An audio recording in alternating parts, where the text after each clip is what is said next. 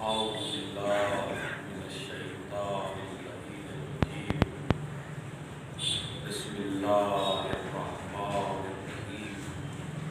الحمد لله رب العالمين، والصلاة والسلام على أشرف الأنبياء والمرسلين، شفيع المذنبين الذي بعثه رحمة للعالمين، سيدنا ومولانا أبي القاسم محمد وعلى أهل بيته الطيبين الطاهرين المعصومين المظلومين الذين أذهب الله عنهم الرجس وطهرهم تطهيرا.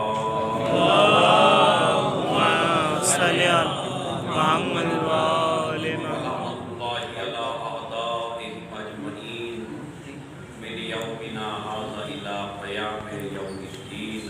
أما بعد، قال الله تعالى فتبارك في كتابه الكريم وهو أصدق القائلين وقوله الحق. بسم الله الرحمن الرحيم. في بيوت أذن الله أن ترفع ويذكر فيها اسمه يسبح له فيها بالغدو والآصال. صلوات بھیجیں محمد.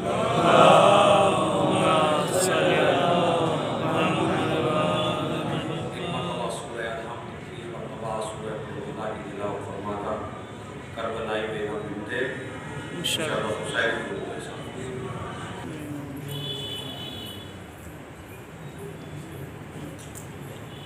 جس آیت کریمہ کو میں نے آپ حضرات کی خدمت میں پیش کیا ہے وہ سورہ نور کی 36ویں آیت. سورہ نور قرآن مجید کا ایک عظیم سورہ اور اس کی 36ویں آیت میں نے آپ حضرات کی خدمت میں پیش کی ہے. اس میں ارشاد رب العزت ہو رہا ہے فی بیوت اذن اللہ ان ترفع. اللہ نے کچھ گھروں کو روئے زمین پر بلند کر دیا ہے.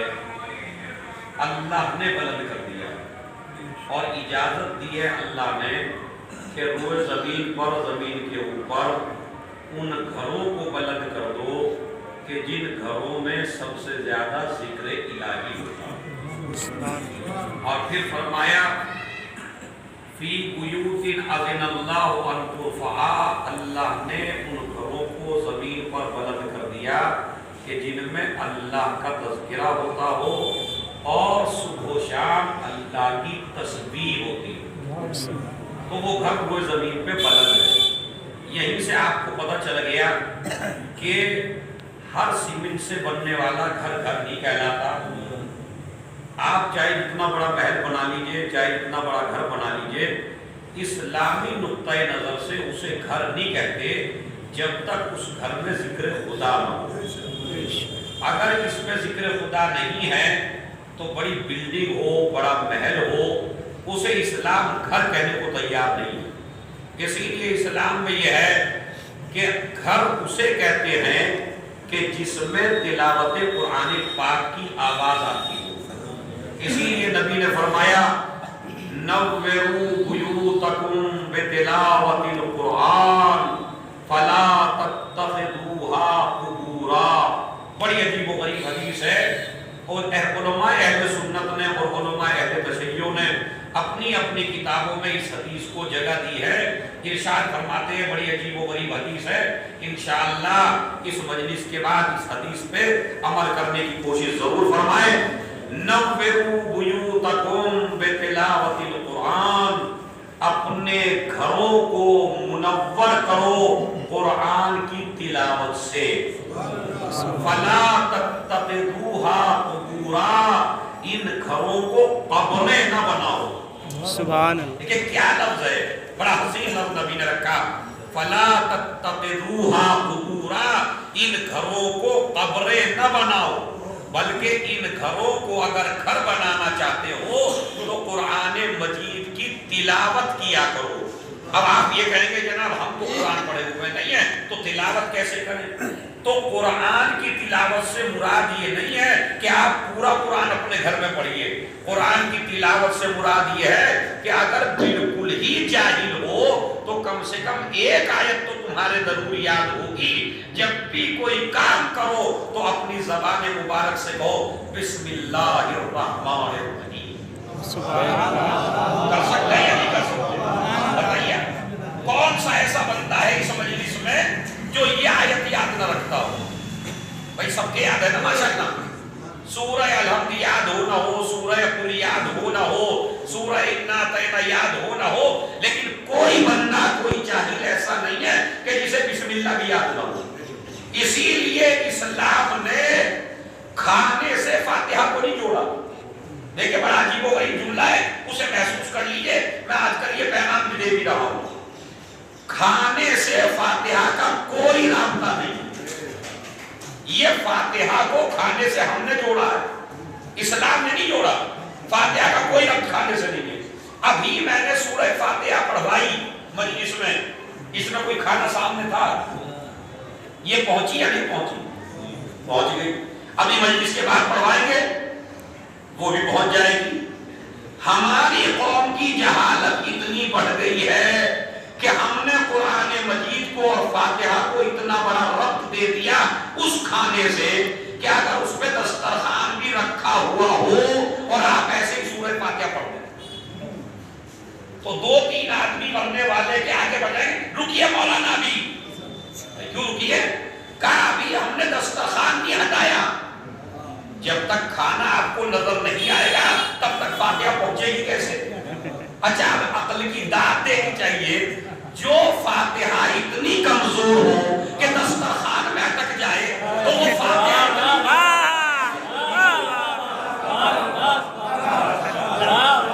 ایک سلوات بھیج دینا.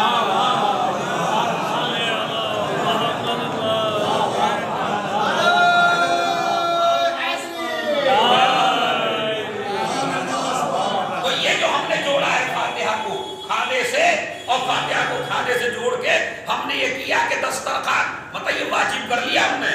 میں تو اکثر جگہ جہاں 40 منٹ سورہ پڑھنے جا رہا ہوں اور بسم اللہ کرنا بھی شروع کرتا ہوں, آگے روک دیتا ہوں. مول صاحب روکیے, کیوں؟ ابھی دسترخوان نہیں ہٹایا گیا. اچھا یہ بتائیے جو دسترخوان ہی میں رک جائے تو وہ اتنی مٹی میں کیسے پہنچے گی بھائی؟ تو خبر میں کیسے جائے گی؟ یہ چھوٹی چھوٹی چیزیں ہیں جو ہمارے معاشرے میں غلط ہو رہی ہیں اور میں اس وجہ سے اس بات پہ زور دے رہا ہوں. کپڑا ہٹائیے نہ ہٹائیے اس کا اسلام سے کوئی رابطہ نہیں ہے. میں یہ نہیں کہتا جو ہٹاتے ہیں وہ غلط کرتے ہیں. غلط اس معنی میں کہہ رہا ہوں کہ جناب نوح کے زمانے میں جب بھی بزرگ مرتے تھے تو جوان بچے اپنے ماں باپ کو یاد کرنے کے لیے یہ کرتے تھے کہ نقاش کے پاس جاتے تھے اور اپنے ماں باپ کی صورتیں بنا کے رکھ لیتے تھے کہ بھائی ہماری ماں کی شکل بنا دے. تو پتھر اس زمانے میں بڑا اچھا تراشنے والے لوگ تھے, وہ پتھر سے ماں کی شکل باپ کی شکل تاکہ قبر میں جانے کے بعد ہمارے ماں باپ ہمارے ذہن میں رہیں, اس لیے وہ یہ کام کرتے تھے.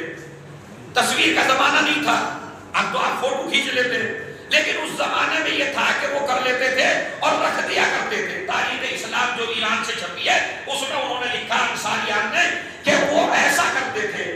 نیت ان کی صحیح تھی, نیت غلط نہیں تھی, لیکن جب نسلیں آگے بڑھتی چلی گئیں تو وہ جو تصویریں انہوں نے گھروں میں دیکھی, وہ جو نقاش ہوئے دیکھے یہ دادا یہ نانا, اس کے بعد وہیں سے بت پرستی شروع ہو گئی. نیت ان کی بالکل صحیح تھی. میں یہ نہیں کہتا آپ اس رسم کو بالکل مٹا دیجیے, لیکن اتنا ضرور کہنا چاہتا ہوں اتنا رسم کو پابندی سے نہ کیجئے کہ تمہاری اولاد اسے مذہب کا جز سمجھ لے. پتہ چلا یہی واجب نہ بن جائے کسی عمر میں. تو لہذا ضروری ہے آپ اس پہ غور فرمائیں اور توجہ دیں. یہ غلط رسمیں ہیں جو ہمارے درمیان میں پیدا ہو رہی ہیں. تو لہذا کیا قرآن مجید کم سے کم کسی کے کچھ یاد ہو نہ ہو, نوجوانوں بسم اللہ تو یاد ہے. اب آپ یہ دیکھیں میں نے سورہ فاتحہ پڑھوائی, ابھی پہنچی, بعد میں پڑھی, قبر میں قبرستان پہنچے, وہاں سورہ فاتحہ پڑھی, پہنچے گی یا نہیں پہنچے گی؟ खाना तो नहीं है उसमें। अच्छा आप सुन लीजिए खाने का मसला। खाना अपने गरीब आदमी को खिला दिया और फातिहा भी ना पढ़ी। वाह वाह वाह। खाना पहुंचा या नहीं पहुंचा? इसका मतलब है खाना पहुंचा बगैर फातिहा के, फातिहा पहुंची बगैर खाने के। ये हमने जोड़ा है, अल्लाह ने नहीं जोड़ा फातिहा को खाने से। क्यों? इसलिए कि अल्लाह जानता था दुनिया में ऐसे भी नालायक जवान हैं जो अपने माँ बाप को इसाले सवाब खाली इसलिए करना छोड़ देंगे। परवरदिगार तूने फातिहा को खाने से जोड़ दिया। हम इतने गरीब हैं कि हमारे पास फातिहा दिलाने के लिए कुछ है ही नहीं। वाह वाह वाह। एक सलावत भेजे मोहम्मद वाले।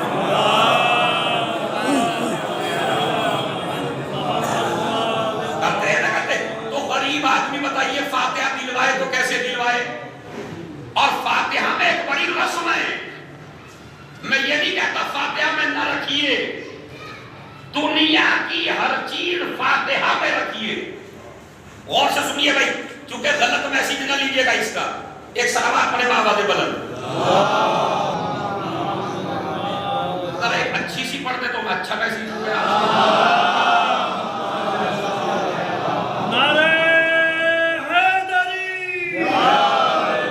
पहला पॉइंट जवान महसूस करें, फातिहा का खाने से कोई रब्त नहीं है, खाने का फातिहा से कोई रब्त नहीं है। खाना बगैर फातिहा के पहुंचता है, फातिहा बगैर खाने के पहुंचती है। लेकिन बेहतरीन तरीका है कि खाना भी हो और फातिहा भी हो। गलत नहीं है लेकिन वाजिब नहीं है। यानी ऐसा नहीं हो सकता खाने के बगैर फातिहा मुमकिन ही नहीं है, ऐसा नहीं। लेकिन अच्छा है कि खाना भी हो और फातिहा भी हो। अब मैं आपको एक बात खिदमत में पेश करूं और उसे गौर से महसूस कीजिएगा। आपने देखा फातिहा में कितनी वैरायटियां होती हैं? आपने देखा माशाअल्लाह जब 40वें में थान सज के आता है ना, तो उसमें कायनात की कोई ऐसी चीज नहीं है जो मौजूद ना हो इस फातिहा में। नान भी है, कोरमा भी है, बिरयानी भी है, कबाब भी है, पपीता भी है, अनार भी है, कोई फल ऐसा नहीं है जो ना हो। मैं ये नहीं कहता न रखिए, हर चीज रखिए, जितनी ताकत हो इतना रखिए। लेकिन ये उसी बेटे को जेब देता है कि जिसने जिंदगी में माँ बाप को ये खिलाया भी हो।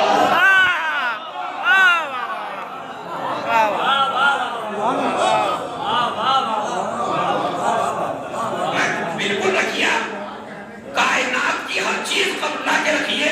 लेकिन पता चला बाप अनार को तरसता मर गया, जिंदगी में बेटे ने न खिलाया। माँ पपीते को तरसती मर गई, एक दिन न खिलाया। समझ आए? सेब एक दिन न ला के दिया। फल लाने की ताकत थी बेटे में, मगर माँ बाप को न खिलाया। और अब जो फातिहा जिंदगी में तो खिलाया नहीं, और जब मर गई या मर गए तो कायनात का हर फल ला के रख दिया। तो अल्लाह तो बाद में कबूल करेगा, पहले तो वो मुर्दा ही कबूल नहीं करता कि जब मुझे जरूरत थी जब तो खिलाया नहीं।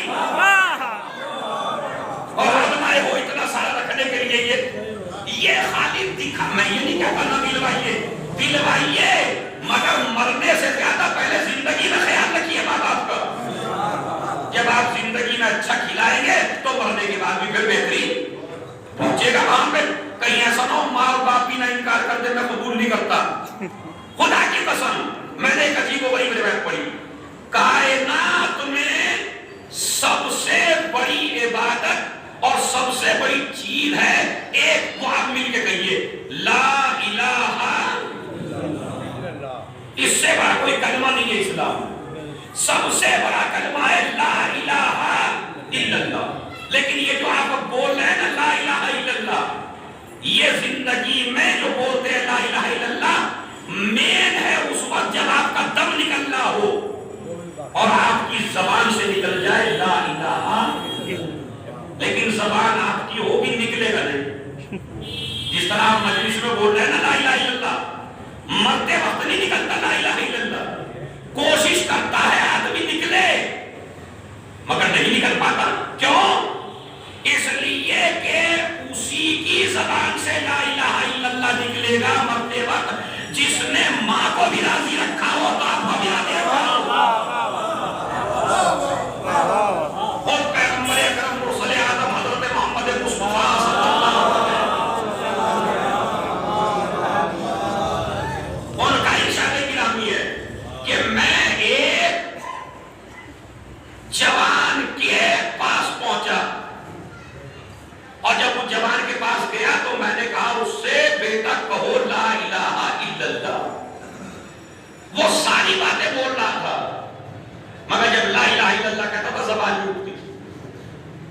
نبی نے فرمایا کہ تم ہر چیز بول لیتے ہو، لا الہ الا اللہ تم سے کہا نہیں جاتا، اس لیے کہ روایت ہے جس نے لا الہ الا اللہ کہہ دیا مرتے وقت دخل الجنہ، وہ جنت میں داخل ہو گیا۔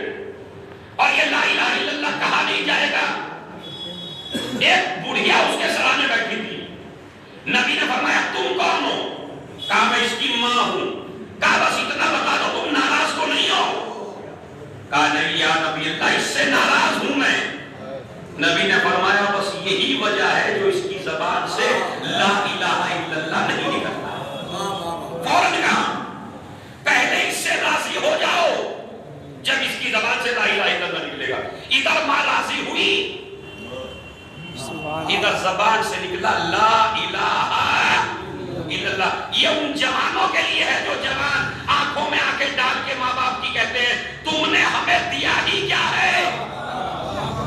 خدا کی قسم یہ لا الہ الا اللہ بولنے کی طاقت بھی اگر کسی نے دی ہے تو اسے ماں کہتے ہیں، لیکن یہ میرا موضوع نہیں ہے۔ پھر میں آپ کی خدمت میں پیش کرنا چاہتا ہوں کہ نبی نے کیا فرمایا؟ نوّروا بیوتکم بتلاوت القرآن، اپنے گھروں کو منور کرو قرآن کی تلاوت سے۔ آج سے اس مجلس سننے کے بعد جس کے الحمد یاد ہے، مثلا آپ کو کھیت پہ جانا تو کھیت پہ آپ بعد میں جائیے، پہلے اپنے دروازے پہ کھڑے ہو کے کم سے کم الحمد ضرور پڑھ لیجیے، سورہ الحمد۔ جاب پہ بعد میں جائیے پہلے الحمد پڑھ لیجیے، قل ہو اللہ پڑھ لیجیے۔ مدرسے میں بعد میں جائیے پہلے قل ہو اللہ یا الحمد پڑھ لیجیے، تاکہ آپ کا گھر منور ہو جائے اور یہ قبر نہ بنے۔ فلا تتخذوها قبورا، ان کو قبریں نہ بناؤ، اپنے گھروں کو منور کرو قرآن کی تلاوت سے۔ اب قرآن کیا کہہ رہا ہے سنیے، بسم اللہ الرحمن الرحیم۔ پوری دنیا میں وہ گھر سب سے بلند ہیں کہ جن گھروں میں اللہ کا تذکرہ ہوتا ہو اور صبح و شام اللہ کی تسبیح ہوتی ہو۔ اب پھر یہاں پہ بڑا مشکل مرحلہ آ گیا، کسان کہتا ہے مولانا کیا کھیتی نہ کریں، ہر وقت اللہ اللہ کرتے رہے۔ جاب کرنے والا کہتا ہے جاب نہ کرے اللہ اللہ کرتے رہے۔ مدرسہ پڑھانے والا کہتا ہے بچوں کو پڑھاؤ یا اللہ اللہ کروں۔ اسلام میں کوئی ایسا حکم نہیں ہے کہ آپ ہر وقت اللہ اللہ کریے۔ جس وقت کسان اپنے کھیت میں جا رہا ہے تو یہ بھی عبادت کر رہا، جس وقت آپ مدرسے میں جا رہے ہیں تو آپ عبادت خدا کر رہے ہیں، جس وقت آپ جاب کے لیے نکلے ہیں تو آپ عبادت خدا کر رہے ہیں۔ بلکہ نبی نے تو فرمایا ایک آدمی وہ ہے جو مسجد میں بیٹھ کے اللہ اللہ کر رہا ہے، ایک آدمی وہ ہے جو صبح کو نماز پڑھ کے اپنے کھیت پر، اپنے کھلیان پر، اپنی جاب پہ گیا ہے۔ نبی سے پوچھا گیا کون بہتر ہے؟ کہا مسجد میں بیٹھنے والا بہتر نہیں ہے، بہتر وہ ہے جو کام کرنے کے لیے گیا ہے، اس لیے کہ یہ اپنی اولاد کو حرام سے بچا لے گا۔ ایک صلوات بھیج دیں محمد اللہ۔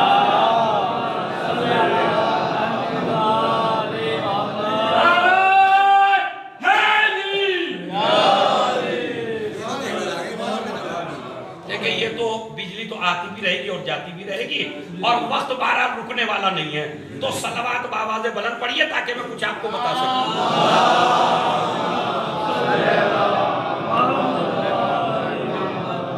فی بیوت اذن اللہ ان ترفع، اللہ نے کچھ گھروں کو بلند کیا جن گھروں میں اللہ کا تذکرہ صبح و شام ہوتا ہو۔ بس ایک کام بتایا آپ کو چھٹے امام نے، چھٹے امام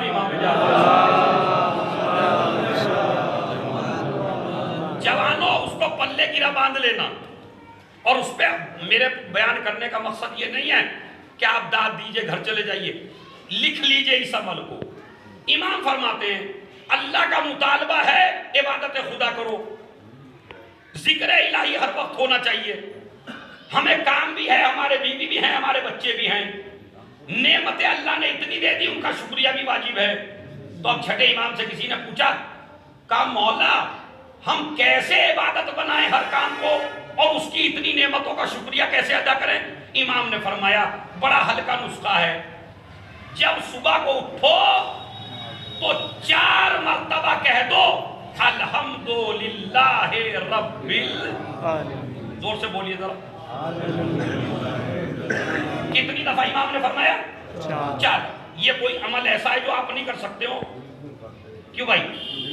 مطلب بھاری لگ رہا ہے آپ کو یہ؟ 4 مرتبہ صبح کو اٹھ کے کہہ سکتے ہیں نا الحمدللہ رب العالمین. سونے سے پہلے 4 مرتبہ کہہ دیجئے الحمدللہ رب العالمین. امام فرماتے ہیں جب صبح کو 4 مرتبہ کہا تو جتنی نعمتیں دن میں ملی ہیں ان کا شکریہ ادا ہو گیا. واہ واہ واہ. اور جب رات میں 4 مرتبہ کہا الحمدللہ رب العالمین تو رات کی جتنی نعمتیں ہیں ان کا شکریہ ادا کر دیا. بلکہ امام نے تو فرمایا اگر ایک جوان اپنی شکل کو آئینے میں دیکھے، غور کر رہا ہے اس مسئلے کے اوپر نظر بھائی، اگر ایک جوان اپنی شکل کو آئینے میں دیکھے، یہ اسلام کا جز ہے یا نہیں ہے؟ آئینہ دیکھنا سنت نبوی ہے. ایسے نہیں کہ ہم فیشن میں دیکھ رہے ہیں، نبی کی سنت ہے آئینے میں شکل کو دیکھنا. لیکن اس زمانے میں آئینے نہیں ہوتے تھے تو نبی جو پانی کا چشمہ ہوتا تھا صاف و شفاف اس میں پانی ہوتا تھا تو نبی ایسے آتے تھے اور اپنی زلفوں کو اس میں دیکھ کے ٹھیک کرتے تھے. تو یہ ایسا نہیں ہے کہ آئینہ دیکھنا بھی عبادت ہے، مگر عبادت کب بنے گا؟ جیسے ہی جوان صبح کو اٹھے اور آئینے میں اپنی شکل دیکھے اور جب تمہیں تمہاری شکل اچھی لگنے لگے. خدا کی قسم بڑا جملہ میرے مولا نے فرمایا جب تم آئینے میں اپنی شکل دیکھو اور آئینے میں تمہیں اپنی شکل اچھی لگنے لگے تو بس ایک مرتبہ کہہ دو الحمدللہ رب بن گیا عبادت. یہ آئینے میں شکل دیکھنا بھی کیا بن گیا؟ عبادت بن گیا. اس کا مطلب یہ ہے کہ اسلام بڑا وسیع النظر مذہب ہے. اس میں ایسا نہیں ہے کہ خالی نماز پڑھنا ہی عبادت ہے. یہ مولویوں نے آپ کو غلط بتایا، یہ واعظوں نے آپ کو غلط بتایا، یہ ذاکروں نے آپ کو غلط بتایا کہ خالی نماز ہی عبادت ہے. نہیں، امام فرماتے جلوس المرأة عند اہلہ احب الی اللہ من جلوس من اعتکاف فی مسجدی.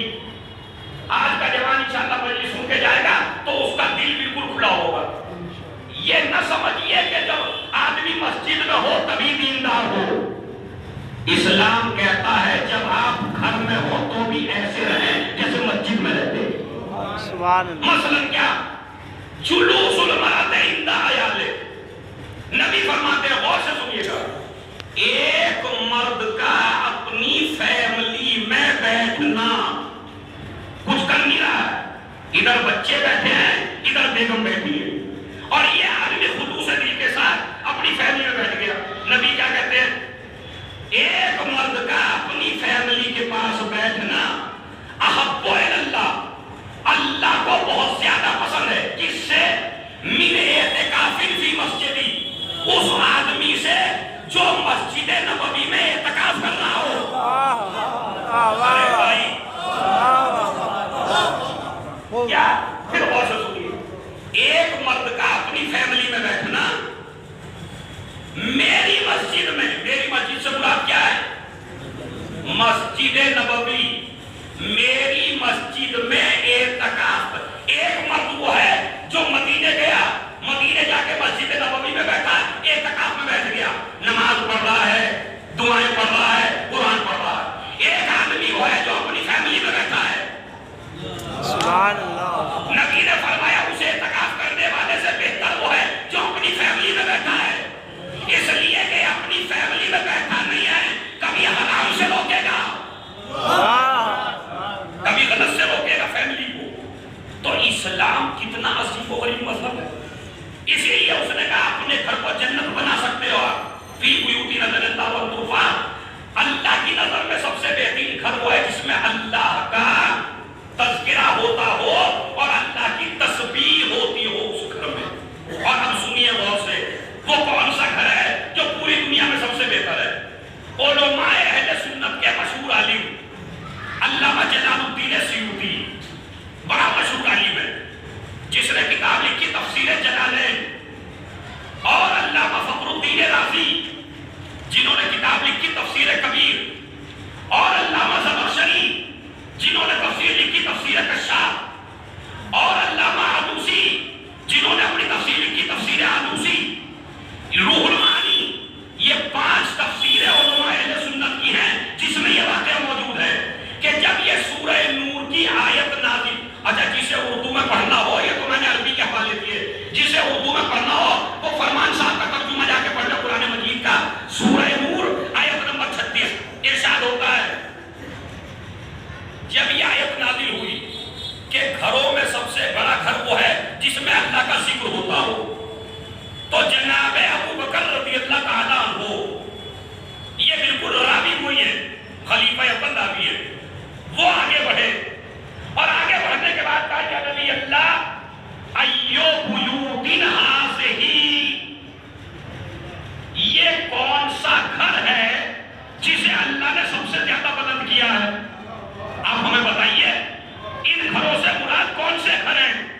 جیسے ہی نبی نے سنا، بھائی غور سے سنیے گا، ایک ایک آدمی سے توجہ چاہتا ہوں، ان گھروں سے مراد کون سے گھر ہیں جو روئے زمین پہ سب سے بہتر ہیں؟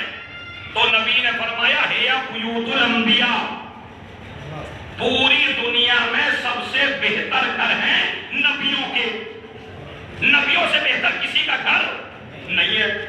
اچھا اب غور سے سنیے گا، بات آ رہی ہے بھائی بہت مزے کے اوپر، کون سے گھر مراد ہے کہ نبیوں کے گھر؟ اس لیے کہ سب سے زیادہ اللہ کا تذکرہ کس کے گھر ہوتا ہے؟ نبیوں کے گھر۔ قرآن کہتا ہے جس کے گھر میں میرا ذکر زیادہ ہو وہ سب سے بہتر گھر۔ اب جناب ابو بکر کہتے ہیں کہ جب نبی نے کہا نبیوں کے گھر، علامہ جلال الدین سیوطی لکھتے ہیں فاشا، اب میں وہی عبارت پڑھ رہا ہوں کوثر بھائی جو اس میں لکھی ہوئی ہے، فاشار الی بیت علی و فاطمہ، جناب ابو بکر نے انگلی سے اشارہ کیا علی اور فاطمہ کے گھر کی طرف اور کہنے لگے کیا یہ گھر بھی ان میں سے ہے؟ یعنی پوری دنیا میں سب سے بہتر گھر نبیوں کے گھر ہیں، لیکن کیا زہرا نبی نہیں ہے، علی نبی نہیں ہے، حسین نبی نہیں ہے، حسن نبی نہیں ہے؟ تم کہہ رہے ہو نبیوں کے گھر مراد ہیں، تو یہ بتاؤ یہ جو گھر ہے فاطمہ کا یہ ان گھروں میں سے ہے یا نہیں؟ میرے الفاظ نہیں ہے، 5 تفسیریں علماء نے سنت کی ہیں، نبی نے فرمایا بل ہیا من افاضلھا، یہ گھر ان میں سے نہیں ہے، نبیوں کے گھر سے بھی بہتر ہے۔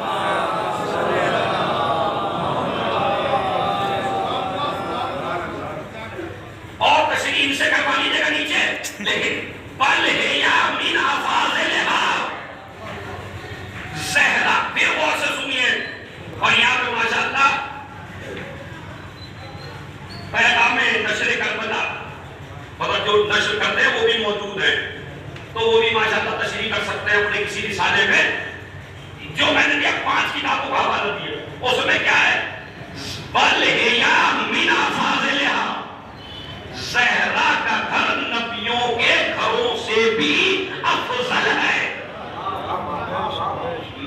شیعہ حوالہ نہیں دیا میں نے، نبی نے اس میں تفصیل استعمال کیا، بہتر وہ بھی ہے لیکن سب سے بہتر گھر ہے پورے ورلڈ میں فاطمہ کا۔ اب دلیل میں آپ کو دے دیتا ہوں، دلیل کیا ہے؟ دلیل یہ ہے کہ جتنا اللہ کا تذکرہ جناب آدم سے لے کے جناب عیسیٰ تک سارے نبیوں کے گھروں میں جتنا اللہ کا تذکرہ ہوا اس سے کہیں زیادہ اللہ کا تذکرہ اکیلی فاطمہ کے گھر میں ہوا۔ واہ واہ واہ، اور یقین نہیں آپ کو دیکھ لیے حدیث نہیں ہے کیا، ضربت علی یوم الخندق افضل من عبادت الصبرین، علی کی تلوار کا ایک وار، واہ واہ واہ، صبرین کی عبادت پہ بھاری ہے، تو جس کا وار ایسا ہو اس کی نماز کیسی ہوگی؟ ابھی حسنین کی عبادت ایک طرف ہے، خالی علی کی عبادت ہے. کیا زہرا کا گھر سب سے بہتر ہے؟ چونکہ جتنا اللہ کا تذکرہ زہرا کے گھر میں ہوا، اتنا اللہ کا تذکرہ کسی نبی کے گھر میں بھی کوئی مبالغہ نہیں ہے، کوئی غلو نہیں ہے. نبی کی حدیث ہے جتنا تذکرہ سارے نبیوں کے گھروں میں ہوا اس سے زیادہ اللہ کا تذکرہ فاطمہ کے گھر میں ہوا. ایک وجہ. دوسری وجہ فاطمہ کا گھر کیوں بہتر ہے؟ اس لیے کہ بس یہ جملہ میں کہنا نہیں چاہتا تھا لیکن آپ کا جوش دیکھ کے مجھے کہنا پڑ رہا ہے. نبیوں کے گھروں میں جنتی بھی ہے، نبیوں کے گھروں میں جہنمی بھی ہے، نبیوں کے گھروں میں اچھے بھی ہیں، نبیوں کے گھروں میں برے بھی ہیں، نبیوں کے گھروں میں اللہ کے مخالف بھی ہیں، نبیوں کے گھروں میں اللہ کے ماننے والے بھی ہیں. یقین نہیں آتا تو پوری تاریخ پڑھ دوں. کہیں بیٹا بہک گیا، کہیں بیوی بہک گئی، مگر فاطمہ کا گھر وہ ہے کہ جس میں سارے جنت کے سردار رہتے ہیں.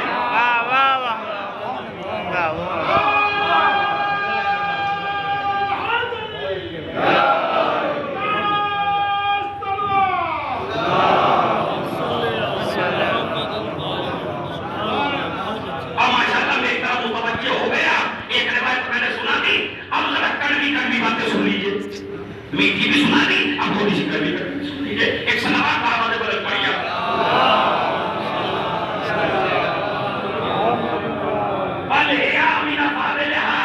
زہرا کا گھر نبیوں کے گھروں سے بھی بہتر ہے. کیوں؟ اس لیے کہ جتنا خدا کا تذکرہ سارے نبیوں کے گھروں میں ہوا اس سے زیادہ زہرا کے گھر میں ہوا.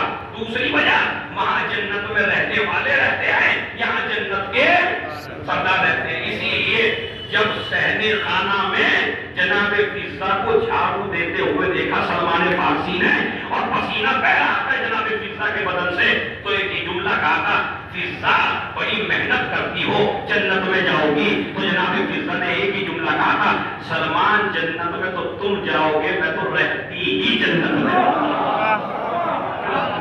یہ صحرا کا اس بس یہاں تک مجھے لانا تھا.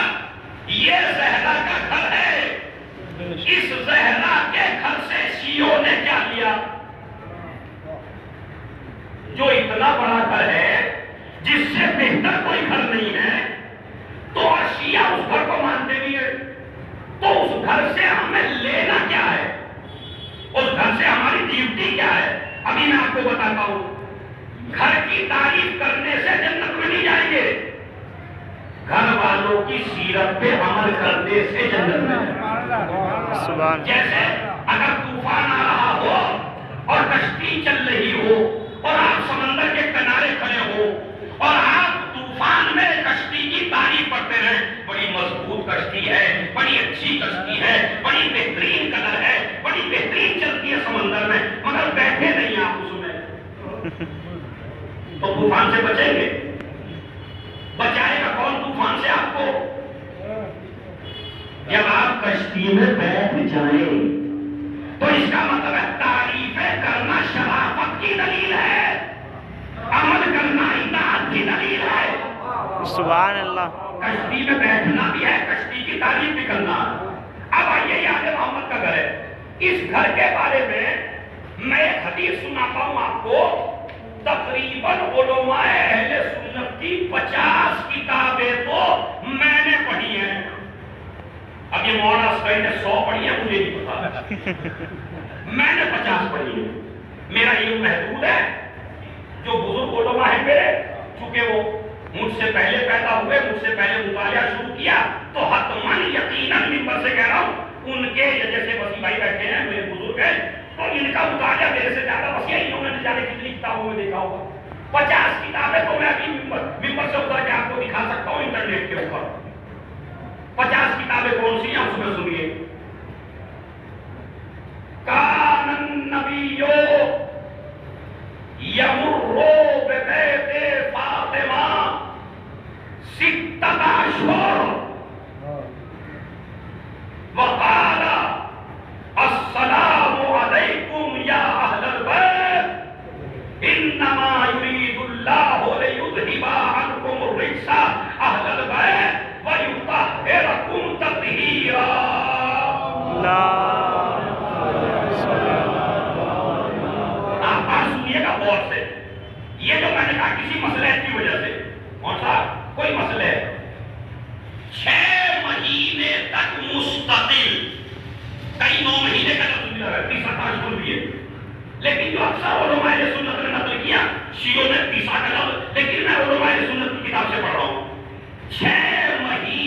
تک مستقل پیغمبر اکرم نہ بعد صلاۃ الفجر نماز فجر کے بعد اپنے اصحاب کرام کو لے کے دروازہ فاطمہ پر آتے تھے.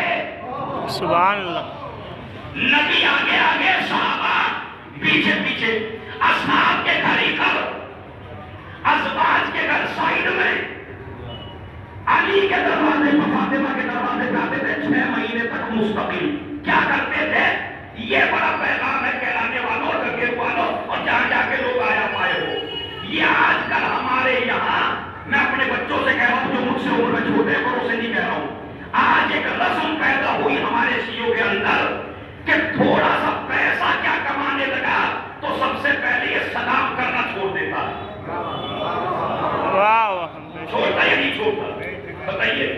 تھوڑی سی آپ کی جاب لگ گئی اور آپ تھوڑا سا پیسہ کمانے لگے تو سب سے پہلے آپ کے ذہن میں بو یہ آئی کہ آپ نے اسلام پہ عمل کرنا چھوڑا, سلام چھوڑا, اور امید یہ لگائی کہ گاؤں میں بھی جاؤں, شہر میں بھی جاؤں تو میرے بڑے مجھے سلام کریں. یہ بیچارے دیہات کے ہیں, یہ گاؤں کے ہیں. میں بڑا دہلی میں رہنے والا, امریکہ لندن سے میں آیا, اتنی بڑی پڑھائی پڑھ کے آیا. سب سے بڑی بات تو یہ ہے کہ پڑھائی سندوں سے نہیں ناپی جاتی. اگر آپ کے اندر چیک کرنا ہو علم ہے یا نہیں تو پہلے دیکھنا ہوگا اخلاق ہے یا نہیں. بے شک. بڑے بڑے اشرے کرا لیجئے, بڑے بڑے مولوی بلا لیجئے, بڑی بڑی بریانی کی دیوے اٹھا لیجئے, انجمن میں نوحہ خان بہت بلا لیجئے, لیکن اگر ایک اشرے کے بعد اخلاق میں ذرہ برابر تبدیلی نہ ہو تو یہ رسم ادا کیا ہے.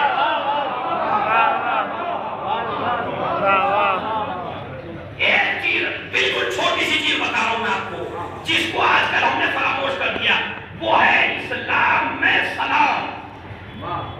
اسلام میں سلام کی اہمیت. اسلام نے قانون کیا رکھا؟ جو جتنا بڑا وہ اپنے چھوٹے کو سلام کرے. یہ ہے قانون. مسلمانوں نے اس کا الٹا کر دیا. چھوٹا سلام نہیں کرتا آج کل بڑے کو. میں مولوی ہوں, امامہ ہے, میں کیوں کروں بڑے کو سلام کرے؟ میں تو مولوی ہوں نا, مجھے سلام کرنا چاہیے لوگوں کو. تو میں آپ کی خدمت پیش کرنا چاہتا ہوں جناب زہرا بڑی ہیں یہ رسول, امام علی بڑے ہیں یہ رسول, امام حسن بڑے ہیں یہ رسول, امام حسین بڑے ہیں یہ رسول. جناب زہرا کے گھر میں جتنے بھی ہیں سب چھوٹے ہیں, مگر جب رسول صحابہ کو لے کے جاتے ہیں تو صحبت سلام نہیں کرتی. رسول سب کو سلام کر کے سبق دے رہے ہیں. بڑے ہونے کا مطلب یہ نہیں ہے کہ دین چھوڑ دو. بڑے ہونے کا مطلب ہے خود سلام کریے جا کے. مثلا آپ بڑے ہیں, مثلا بڑے ہو, اپنے کو بڑا سمجھ رہے ہیں, تو اگر بڑا سمجھ رہے ہیں تو سلام کیجیے اپنے چھوٹوں کو, اور چھوٹوں کو یہ چاہیے کہ بڑوں کو موقع نہ دے. اس لیے کہ سلام, یہ جو آج کل اسلام میں سلام کی اہمیت کے اوپر بالکل معاشرہ ہمارا جوان کو بالکل پتہ ہی نہیں ہے. کتنی بڑی دعا ہے خدا کی قسم. اگر سلام رائج ہو جائے دنیا میں تو نفاق ختم ہو جائے. کیسے سنیے؟ سلام علیکم, تم پر سلامتی ہو. کہاں سے؟ نبی نے معین نہیں کیا, بندہ نے معین نہیں کیا. ہر شر سے بچو, ہر مصیبت سے بچو, ہر پریشانی سے بچو, ہر مرض سے بچو. سلامتی میں ساری روحانی بیماریوں سے بچو, جسمانی بیماریوں سے بچو. تو جب آپ نے پہلے ہی اتنی بڑی دعا دے دی, ادھر سے آپ نے کہہ دیا وعلیکم السلام, تم بھی ہر بیماری سے بچو, ہر پریشانی سے بچو, ہر مصیبت سے بچو. جب کافر نبی کی خدمت میں آیا کرتے تھے اور شروع میں اسلام کا رواج ہوا تھا, یا یہودی یا عیسائی آتے تھے اور نبی اسلام میں تب سلام کی تبلیغ کر رہے تھے, تو کتنے عرب ایسے تھے جو خالی سلام سن کے ایمان لے آئے.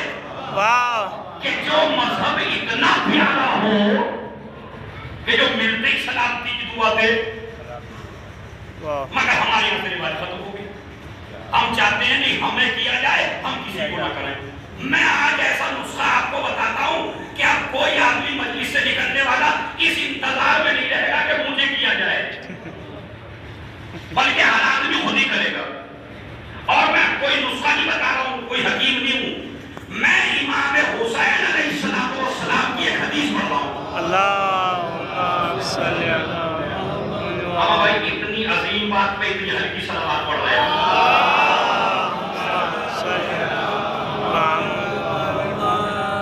اب سنیے, پہلے مولا جی کا قول سن لیجیے.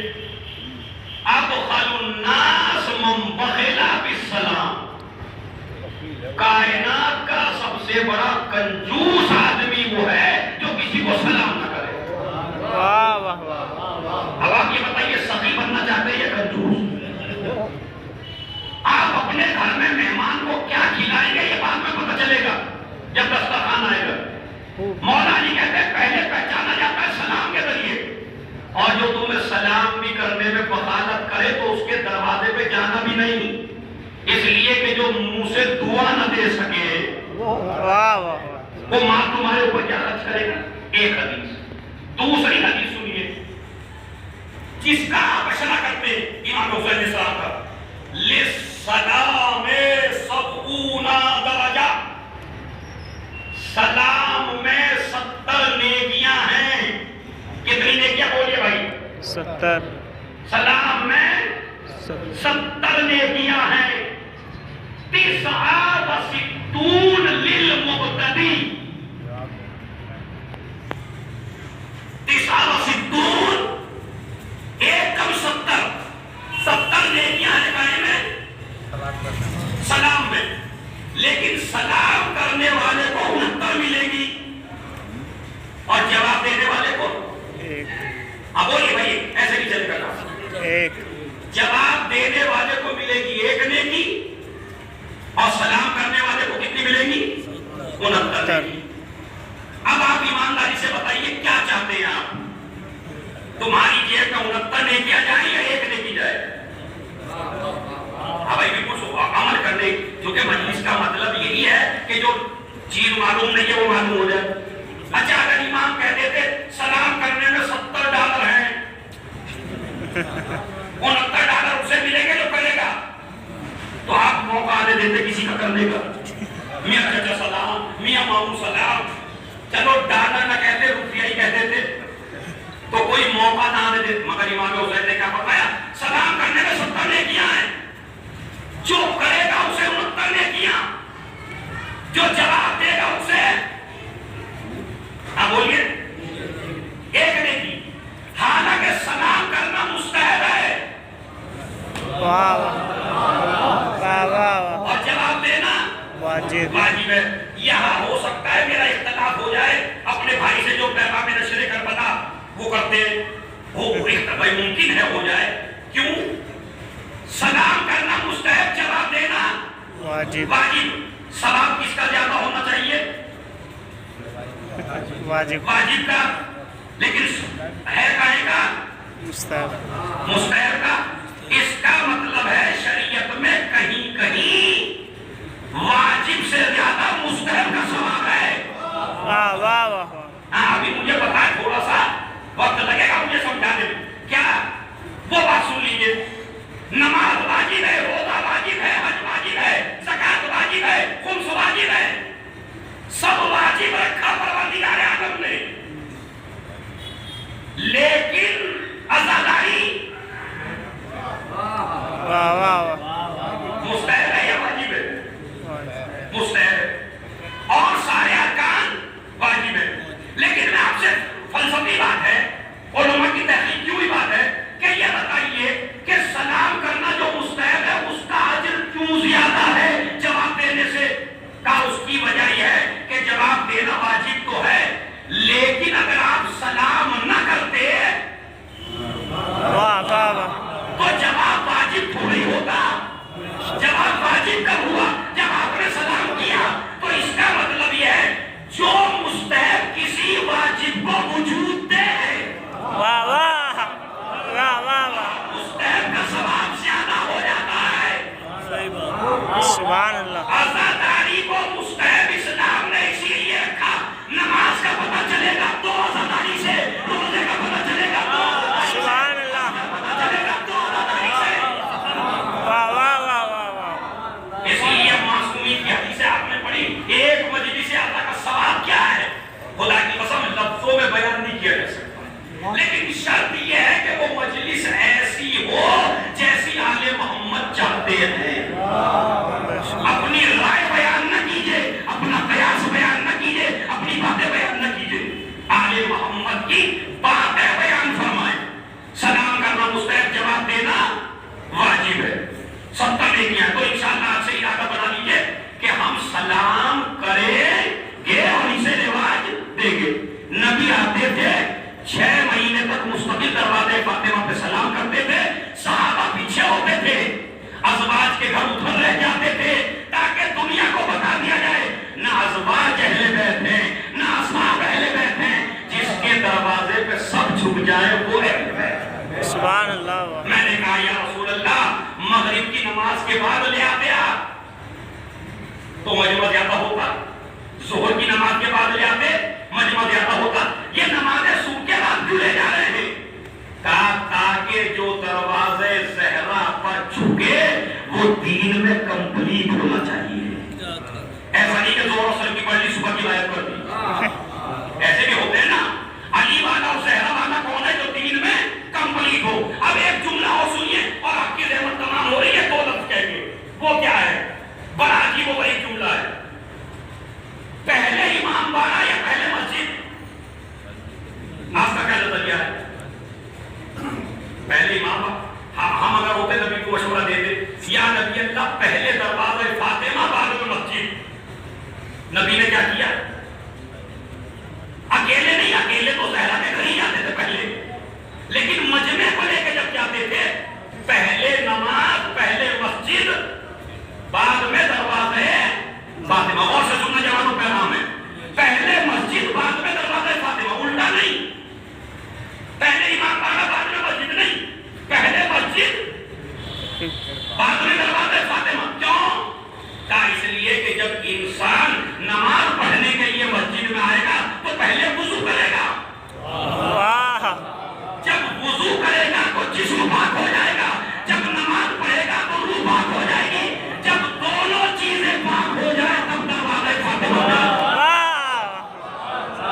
واہ واہ واہ واہ تاکہ جسم بھی پاک ہو جائے اور تمہاری روح بھی پاک ہو جائے۔ اب آ جاؤ دروازے فاطمہ پر۔ اب اس دروازے سے ہمیں کیا ملا وہ سن لیجیے۔ اولاد کی تربیت کیسے کرنا ہے ایک ماں کو، یہ بتایا جناب زہرا نے۔ سنیے کیسے۔ امام حسن جاتے زہرا کے گھر کی عظمت اور اس نے کیا سبق دیا۔ جاتے ہیں حسن مسجد میں، بعد میں آتے ہیں، ماں پوچھتی ہے بیٹا کہاں سے آئے؟ کہاں مسجد سے۔ مسجد میں کیا ہو رہا تھا؟ کانا خطبہ دے رہے تھے، خطبے میں کیا کہہ رہے تھے؟ اب میں آپ سے پوچھتا ہوں، امام بخاری نے امام حسن مجتبیٰ کے لیے لکھا کہ بچپن ہی میں لوح محفوظ کا مطالعہ کرتے تھے، اتنے بڑے عالم تھے۔ آپ کو پتا ہے حسن امام ہے یا نہیں؟ بے شک امام ہے، معصوم ہے یا نہیں؟ جوانان جنت کے سردار ہے یا نہیں؟ جو بات کہلانے والے گگے والوں کو پتا ہے وہ جناب زہرا کو پتا ہے یا نہیں؟ پتا ہے۔ میرا بچہ امام بھی ہے، میرا بچہ سردار جنت بھی ہے، میرا بچہ سب سے بڑا عالم بھی ہے۔ پھر پوچھا کیوں کہاں گئے تھے؟ پھر کیوں پوچھا؟ جہاں گئے تھے وہاں سے کیا لے کے آئے؟ اصل میں جناب زہرا امام حسن سے نہیں پوچھ رہی ہیں، قیامت تک کی ہر ماں کو اپنی اولاد کی تربیت کا طریقہ بتا رہی ہیں کہ جب بھی بیٹا گھر سے باہر جائے تو ہر ماں کا فریضہ ہے پہلے پوچھے جہاں گئے تھے وہاں سے لے کے کیا آئے۔ یہ تو تھا بیٹے کی تربیت۔ بیٹی کی تربیت آئیے، جناب مریم پیدا ہو گئی اور جناب مریم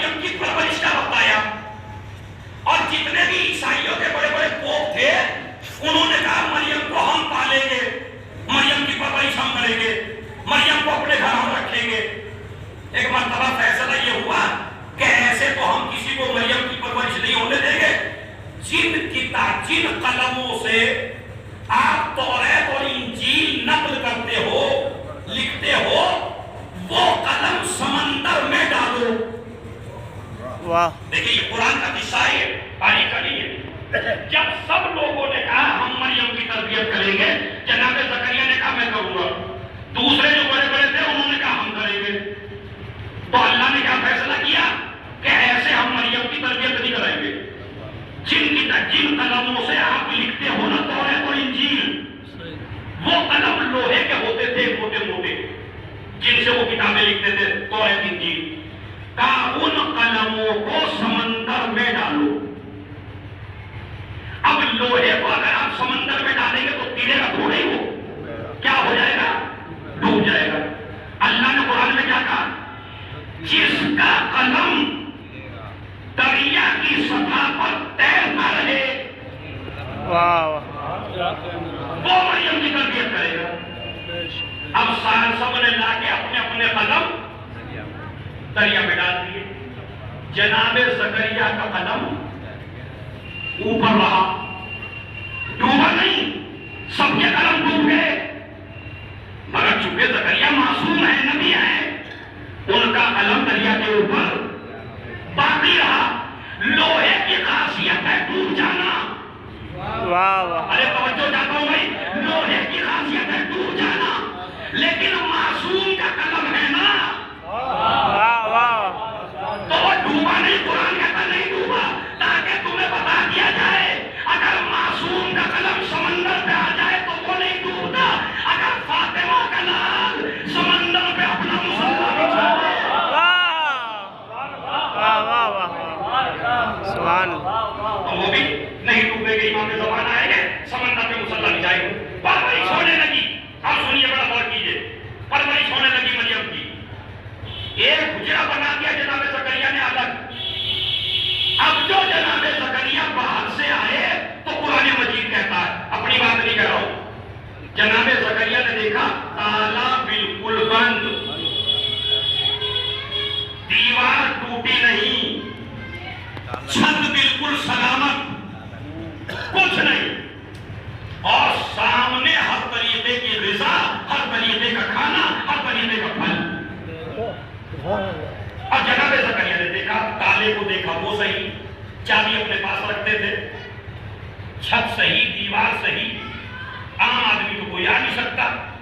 یہ بھی معلوم ہے کہ یہ معصومہ ہے، اس کی تربیت کی ذمہ داری خدا نے مجھے دی ہے، لیکن پہلا سوال کیا، یا مریم انا لکے ھذا، اے مریم یہ تمہارے پاس کہاں سے آیا؟ ارے میری مجلس کا بھائی محضر ہے، اے مریم یہ کھانا تمہارے پاس انا لکے ھذا، یہ کہاں سے آیا؟ انہوں نے جواب دے کے بات ختم کر دی، ان اللہ یرزق من یشاء بغیر حساب، اللہ جسے چاہتا ہے واہ واہ، اسے بے حساب رزق دیتا ہے۔ جناب مریم کا یہ جملہ قیامت تک کے لیے قرآن نے نوٹ کر لیا، تاکہ تم جیسے بے صبر مسلمانوں کو بتا دیا جائے رزق کسی دولت کے ہاتھ میں نہیں، کسی حکومت کے ہاتھ میں نہیں، کسی اقتدار کے ہاتھ میں نہیں ہے، رزق کی ذمہ داری خدا کے اوپر ہے۔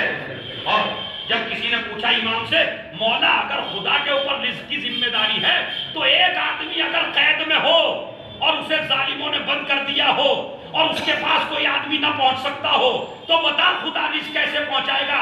امام نے کہا جیسے موت پہنچائے گا، واہ واہ واہ واہ، رزق پہنچا سکتا۔ اللہ کے لیے کیا باری، کیا پھر بس بات تمام ہو گئی، وقت بھی میرے خیال میں مکمل ہو گیا۔ 5 منٹ اور سن لیجئے، 5 منٹ کا مسائل، ایک صلوات بآواز بلند پڑھیے۔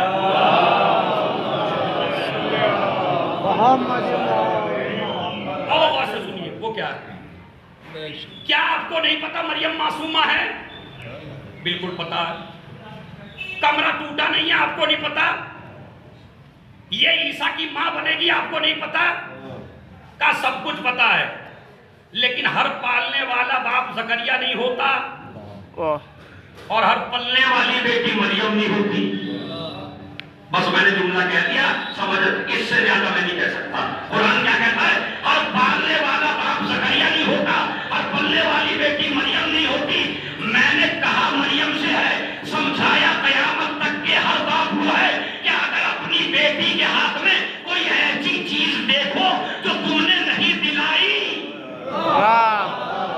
تو باپ کا فریضہ ہے پہلے پوچھے یہ بیٹی کہاں سے لے کے آئی ہے۔ واہ واہ واہ، ایک دن میں بیٹی باپ کی ناک نہیں کاٹتی۔ یہ شروع ہی سے کچھ مرحلے ایسے ہوتے ہیں کہ جن پہ توجہ دینے کی ضرورت ہے۔ تو جناب زکریا نے بتایا تم نے نئی ساڑی بیٹی پہ دیکھی، میں نے نہیں دلوائی، کہاں سے آئی؟ تم نے موبائل دیکھا، میں نے نہیں دلوایا، کہاں سے آیا؟ کچھ بھی چیز لے لیجیے، اگر آپ نے نہیں دلوائی تو آپ کا فریضہ ہے پوچھیے کہاں سے آئی۔ بس کل کیا ہے؟ کل کا آنے والا دن مجلس میں نے پڑھ دی، اب 2 منٹ درس سن لیجیے سبق۔ کل کیا ہے؟ یوم جمعہ، جمعے کا دن۔ جمعے کے دن کی ایک حدیث سناتا ہوں آپ کو۔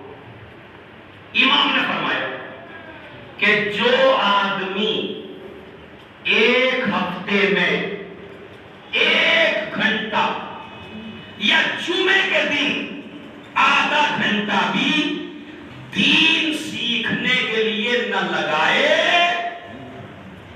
تو وہ آدمی شیعہ نہیں ہے، مسلمان نہیں ہے۔ کتنی سخت حدیث ہے۔ دین سیکھنے کے لیے جمعے کا دن ضرور لگائیے۔ ہر جگہ پیش نماز حضرات موجود ہے۔ آج کے زمانے میں کوئی یہ نہیں کہہ سکتا میرے پاس وسائل موجود نہیں ہے۔ ہزار مولوی تو آپ کی جیب میں پڑے رہتے ہیں، سب کے موبائل آپ کے پاس ہے یا نہیں ہے؟ لیکن اگر آج بھی دین سے نا آشنائی ہو تو اس کا مطلب ہے امام زمانہ کو کیا جواب دو گے؟ کیونکہ جب جمعے کا دن آیا تو روایت میں موجود ہے جب امام زمانہ آئیں گے پہلا مقابلہ ہوگا امام زمانہ کا 25 سال کے جوان سے، کیونکہ امام اپنے لشکر میں بھرتی کریں گے آپ کو۔ جب آپ کہیں گے مولا میں آپ کے لشکر میں شامل ہونا چاہتا ہوں تو امام کہیں گے تیری عمر کتنی ہے؟ کہ 25 سال۔ امام نے کہا بتاؤ تمہیں دین کتنا آتا ہے؟ کہا مولا مجھے دین نہیں آتا۔ روایت ہے باقاعدہ، میں نے جہاں سے پڑھا وہ حوالہ دے رہا ہوں تاکہ میرے چپٹ نہ جائے نیچے۔ علامہ ذیشان حیدر جواری صاحب نے اپنی کتاب میں لکھا کہ 25 سال کا جوان جب یہ کہے گا مجھے دین نہیں آتا تو امام زمانہ کی پہلی تلوار اس 25 سال کے جوان پہ چلے گی کہ 15 سال میں ہم نے دین واجب کیا تھا، 10 سال تجھے سیکھنے کا موقع دیا تھا اور پھر بھی تو نے نہ سیکھا۔ تو یہاں کا جوان مولوی کو تو چپ کر دیتا ہے، امام کو کیسے چپ کرے گا؟ تو اس کا مطلب ہمیں دین سیکھنا چاہیے کہ نہیں چاہیے؟ ہم سیکھیے نہیں، کم سے کم کہہ تو دیجیے سیکھنا چاہیے۔ تو انشاءاللہ کل سے کوشش کریں گے کہ 15-20 منٹ اپنا دین سیکھنے کے لیے نکالیں گے۔ دوسرا مسئلہ سنیے، کل کا دن جب آئے تو ہر جوان، ہر بوڑھا، ہر مرد، ہر عورت کے لیے ضروری ہے وہ غسل جمعہ ضرور کرے۔ اور غسل جمعہ کی تاکید کتنی ہے شریعت میں نے کہا میں نے پڑھ دی، یہ تو کل کا بتا رہا ہوں میں۔ غسل جمعہ کی پتہ کتنی تاکید ہے شریعت میں؟ اگر معلوم ہے کہ پانی جمعے کے دن نہیں ملے گا تو جمعرات میں کر لیجیے، صحیح ہے۔ صبح کے نماز صبح کے بعد کر لیجیے، 10 بجے کر لیجیے، 11 بجے کر لیجیے، 12 بجے کر لیجیے۔ نماز جمعہ سے پہلے کر لیجیے، نماز جمعہ سے پہلے نہ کر سکے نماز جمعہ کے بعد کر لیجیے، نماز جمعہ کے بعد نہ کر سکے تو اسلام کہتا ہے 5 بجے کر لیجیے، 6 بجے کر لیجیے، مغرب سے پہلے کر لیجیے، مگر کر لیجیے۔ اور اگر بالکل ہی بھلکڑ کی اولاد ہے کہ میرے تو یاد ہی نہیں رہا تو رجائے مطلوبیت کی نیت سے سنیچر کے دن کر لیجیے۔ کتنی تاکید ہے؟ کرنا چاہیے نہیں کرنا چاہیے؟ کرنا چاہیے۔ ابھی حدیث سناتا ہوں، مولا علی کو فرمایا رسول نے اے علی غسل، اب یہ علی سے کہا جا رہا، سمجھایا جا رہا ہمیں، اے علی غسل جمعہ ضرور کرنا، اور اگر تمہارے پاس غسل جمعہ کے لیے پانی نہ ہو اور کھانا ہو تو اپنا ایک وقت کا کھانا بیچ دینا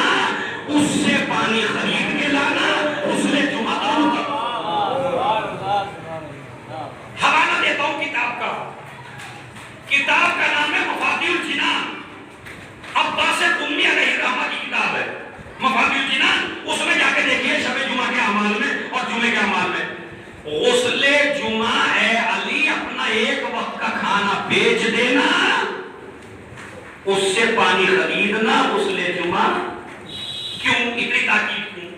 اس لیے کہ اس دن آنا ہے تمہارے زمانے کے امام کو، تاکہ جب وہ ظہور فرمائے تو تم سب پاک حالت میں اس سے جا کے ملو، سبحان اللہ، کوئی نجیس حالت میں اس سے نہ ملے۔ غسل جمعہ ضرور کریے، یہ تاکید ہے غسل جمعہ کی۔ میرے جوانوں، میرے بھائیوں، کل سے یہ عمل چھوڑنا نہیں ہے، اتنی تاکید رسول فرما رہے ہیں۔ غسل جمعہ ضرور کرنا، چاہے ایک وقت کا کھانا کیوں نہ بیچنا پڑے، اور طریقہ وہی ہے جو سارے غسلوں کا ہے۔ اب میں غسل کا طریقہ نہیں بتا رہا ہوں، سب کو پتہ ہے ماشاءاللہ، جو دوسرے غسلوں کا طریقہ وہی غسل جمعہ کا طریقہ، تو انشاءاللہ روایت موجود ہے، غسل جمعہ کے ذریعے ایک ہفتے کے سارے گناہ معاف ہو جاتے ہیں، اور اللہ اس غسل کی برکت سے یہ توفیق دیتا ہے کہ آئندہ ہفتے تک آپ گناہ نہ کریں۔ کتنا چھوٹا سا کام ہے۔ دوسرا کام مجلس تمام، دوسرا کام مجلس تمام۔ اے علی، اپنے بچوں کو اچھی سے اچھی غذا جمعے کے دن کھلاؤ۔ دیکھیں کون سا بھائی مفاتیح الجنان میں لکھا، اچھی سے اچھی غذا کس دن کھلاؤ؟ یہ نہیں کہا اسلام نے سنڈے کو بھی اچھا کھلاؤ، منڈے کو بھی اچھا کھلاؤ، ٹیوزڈے کو بھی اچھا کھلاؤ، لیکن سب سے اچھا کھلاؤ جمعے کے دن۔ کیوں؟ تاکہ تمہارے بچے جمعے کے آنے کا انتظار کریں، بچے سوچیں کہ بابا اچھی غذا کھلائیں گے، جمعے کا دن آنے والا ہے۔ آپ تو سمجھ رہے ہیں بڑی ہلکی سی بات ہے، ہلکی سی بات نہیں ہے۔ جب بچے انتظار کے عادی ہو جائیں گے تو کبھی انتظار کی مخالفت نہیں کریں گے۔ تمہارا امام پردہ غیب میں ہے، اس کا انتظار تم کر رہے ہو، بچوں کو عادی بناؤ، اپنے بچوں کو انتظار کا۔ بس عزیزو، یہی مجھے کہنا تھا، یہی مجھے بتانا تھا۔ اور ایک عمل اور وہ امام نے فرمایا، جو انسان یہ چاہتا ہے کہ اپنے زمانے کے امام سے ملاقات کیے بغیر نہ مرے، کون سا ایسا ہے جو نہیں چاہتا ملاقات نہ ہو؟ اگر کوئی چاہتا ہے اپنے زمانے کے امام سے ملاقات کرنا، تو امام نے فرمایا کہ خالی ایک تسبیح صلوات کی پڑھ کے سو جائے، اور صلوات یہ نہیں اللہم صلی علی محمد وآل محمد وعجل فرج، یہ صلوات پڑھ کے ہر شب جمعہ یا نماز کے بعد اگر پڑھ لے تو امام فرماتے صادق علی محمد میری گارنٹی ہے جب تک نہیں مرے گا جب تک امام سے ملاقات نہ کر لے۔ کوئی بھاری کام ہے آپ کے لیے کر سکتے ہیں۔ بس عزیزو، یہ ایک پاک انسانی ثواب کی مجلس ہے، اور بیٹھے ہوئے ہیں، ان کے لیے بس میں ایک ہی جملہ کہنا چاہتا ہوں جو اللہ نے جناب موسیٰ سے کہا تھا، اے موسیٰ اب زمین پر قدم سنبھال کے رکھنا۔ کہا کیوں؟ کہا اس لیے کہ دعائیں دینے والی ماں نہیں ہے۔ موسیٰ ذرا سنبھل کے رہنا، اب وہ ماں نہیں رہی جو دعائیں دیا کرتی تھی۔ عزیزو، ماں مرنے کے بعد بھی دعا دیتی ہے، اور دنیا کی ہر ماں کو مرنے کے بعد سکون مل جاتا ہے۔ ایک ماں وہ ہے جسے مرنے کے بعد بھی سکون ملا، اور اسے فاطمہ کہتے ہیں، اس لیے کہ یہ فاطمہ مرنے کے بعد چین سے نہیں ہے۔ ماشاءاللہ میرے بھائی نے مرثیہ بہت اچھا پڑھا، مگر آج کل ہم مرثیہ رسم سمجھ کے سنتے ہیں، گریہ تو اس مرثیے پہ اتنا زیادہ ہونا چاہیے تھا، اس لیے کہ الفاظ ہی ایسے ہیں، لیکن ہماری توجہ نہ جانے کہاں رہتی ہے، شاید زیادہ مجلسیں ہونے کی وجہ سے ہماری توجہ ہٹ جاتی ہے، لیکن اس میں زیادہ محبت دکھائی گئی حسین کے ساتھ۔ کتنی محبت ہے۔ بس میں ایک ہی جملہ کہنا چاہتا ہوں کہ زہرا نے حسین کو چکیاں پیس کے پالا ہے نہیں، وہ ٹھوکر بھی جو کھائی ہے تمہیں ساتھ نہیں۔ حسین کو پیاس زیادہ لگتی ہے بچپن میں، اور زہرا بڑا خیال رکھتی ہے اپنے لال کا۔ اپنے بچے کا. لیکن اس کے باوجود جناب زہرا سلام اللہ علیہا دو جملے میں، ایک بیٹے کے ساتھ محبت، ایک بیٹی کے ساتھ. جب رسول اللہ دنیا سے رخصت ہوئے تو 5 کفن جبرائیل امین لے کر نازل ہوئے. اعلم انی فاطمہ شیخ مہاجر کی کتاب ہے، اس نے اس روایت کو نقل کیا ہے کہ 5 کفن لے کے نازل ہوا جبرائیل. اور جب رسول دنیا سے جانے لگے تو وہ کفن رسول اسلام نے جناب زہرا کو دیا اور دے کے کہنے لگے بیٹی یہ کفن علی کو دے دینا اور کہنا جب میں دنیا سے رخصت ہو جاؤں تو مجھے جنت کا کفن پہنا ہے. نبی دنیا سے رخصت ہو گئے. اس کے بعد جناب زہرا سلام اللہ علیہا دنیا سے رخصت ہونے لگی. جناب زینب کی عمر 5 سال کی تھی. چھوٹی سی بچی بار بار آ کے عثمان کے سینے سے لگ جاتی ہے اور ماں بار بار پیار کرتی ہے. مطلب جس کی عمر 5 سال کی ہو اور زہرا کو پتا ہے کہ زینب کو بڑے کارنامے انجام دینے ہیں، اسے کوفے کے بازار میں جانا ہوگا، اسے یزید کے دربار میں جانا ہوگا، اسے شرابیوں کے مجمع میں جانا ہوگا، اس کے سر سے چادر چھین لی جائے گی، اس کے سر پر نیزے لگائے جائیں گے. سب کچھ معلوم ہے جناب زہرا سلام اللہ علیہا کو. لیکن ایک سوال چھوٹی سی بچی بار بار کرتی ہے، اماں یہ کرتا کس کے لیے تیار کرتی ہو؟ اور زینب سے فاطمہ کہتی ہے میں یہ کرتا حسین کے لیے تیار کر رہی ہوں. لیکن بیٹی ایک وقت آئے گا جب تم یہ کرتا اپنے بھائی کو دے دینا. وہ وقت بھی آیا. شیخ مہاجر کہتے ہیں اعلم انی فاطمہ میں کہ جب زہرا دنیا سے جانے والی تھی، عزیز و برداشت نہ کر سکے کہ جملہ عجیب و غریب روایت ہے. جب زہرا دنیا سے جانے لگی زینب سے کہا بیٹی وہ صندوق اٹھا کے لاؤ. زینب صندوق اٹھا کے لائی. شیخ مہاجر کہتے ہیں کہ وہ جب زینب صندوق اٹھا کے لائی کہا بیٹی اس میں سے کچھ نکالو. زینب نے ہاتھ ڈالا صندوق میں، کیا نکلا؟ ایک سفید کفن. ایک مرتبہ کہا اماں یہ کفن کس کے لیے؟ کہا بیٹی تیری ماں چند دن کی مہمان ہے. ارے جب میرا بابا باہر سے آ جائے اور میں دنیا سے رخصت ہو جاؤں تو بیٹی زینب یہ کفن علی کو دے دینا، اپنے پاپا کو دے دینا اور یہ کہیں کہ یہ کفن میرے پاپا نے مجھے دیا تھا، یہ کفن فاطمہ کو پہنا دے. ایک مرتبہ زہرا کا کفن زینب نے الگ رکھ لیا. ابھی تو روایت بڑی سنگین ہے، سنیے. اس کے بعد کہا بیٹی اور نکالو. زینب نے پھر ہاتھ ڈالا، پھر ایک کفن نکلا. اماں یہ کس کے لیے؟ کہا بیٹی جب 19 کو تیرے بابا کے سر پہ تلوار لگ جائے، 21 کو تیرا بابا دنیا سے رخصت ہو جائے تو یہ کفن حسن کو دے دینا اور کہہ دینا یہ کفن جنت کا ہے، یہ علی کے لیے رسول دے کے گئے ہیں. اس کے بعد کہا بیٹی اور نکالو. زینب نے پھر ہاتھ ڈالا، پھر ایک کفن نکلا. اماں یہ کفن کس کے لیے؟ کہا بیٹی جب تیرا بھائی حسن جگر کے 72 ٹکڑے کا شعلہ اول دے تو یہ کفن حسین کو دے دینا. کہنا اپنے بھائی کو کفن پہنا دے. عزیزوں میں نے روایت پڑھ دی، آپ نے روایت سن لی. یہ کہہ کے زہرا خاموش ہو گئی، مگر زینب نے ماں کا چہرہ دیکھا. قریب گئی اماں اپنے لیے بھی کفن دے دیا، پاپا کے لیے بھی کفن دے دیا، حسن کے لیے بھی کفن دے دیا. اماں جسے چکیاں پیر سے پوچھا ہے، ارے حسین کا کفن کہاں ہے؟ آواز دی اے زینب، ارے کربلا کا میدان، ارے میرا لال حسین. اے میری بچی، ارے میرے لال کو کفن نہیں ملے گا، میرے کو تو کفن ناشا دفنایا جائے گا. اس کے بعد سنیے علی نے غسل و کفن دیا.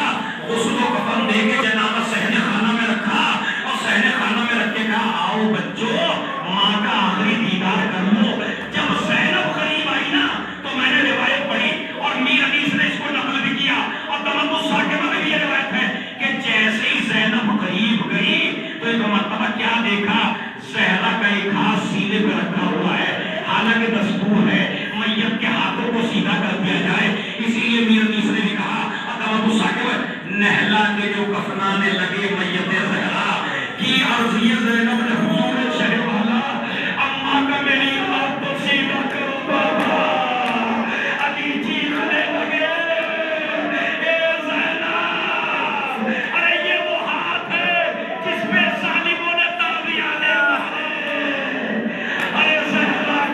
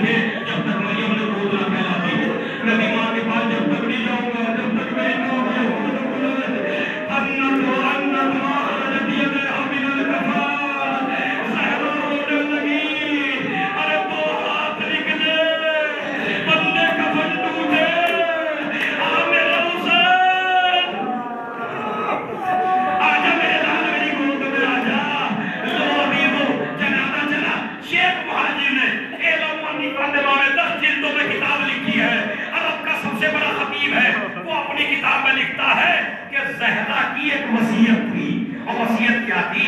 ابو الحسن میرے مرنے کے بعد مجھے بھول نہ جانا، میری قبر پہ آ کے سورہ یاسین پڑھا کرنا۔